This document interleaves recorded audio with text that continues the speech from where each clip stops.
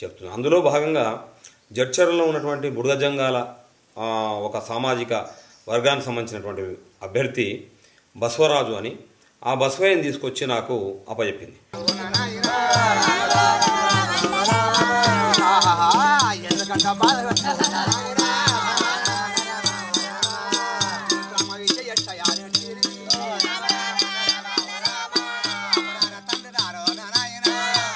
మేము యాచక వృత్తి చేస్తూ ఉండేవాళ్ళు. మా తల్లిదండ్రులు గ్రామాల వీధులలో ఆటలాడుతూ పాటలు పాడుతూ వచ్చిన డబ్బులతోటి మా యొక్క ఆహారాన్ని మేము తీసుకొని ఉండేవాళ్ళము.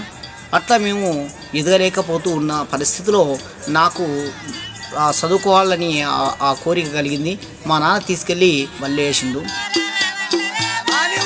అక్కడ ఉపాధ్యాయురాలు అయిన శ్రీమతి విజయలక్ష్మి గారు మాకు పరిచయం అయ్యింది. తీసుకెళ్ళి సార్కు పరిచయం చేసి